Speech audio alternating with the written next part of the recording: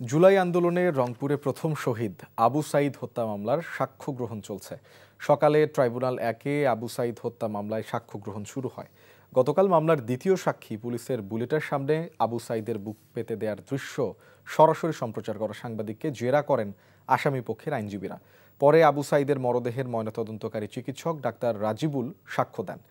তাকে আজ আসামি পক্ষ থেকে জেরা করা হবে। এ মামলায় প্রথম সাক্ষ্য দেন আবু সাঈদের বাবা।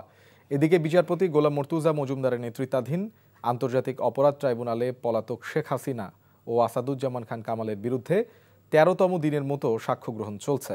আজ ৪ জন সাক্ষীর সাক্ষ্য দেওয়ার কথা রয়েছে।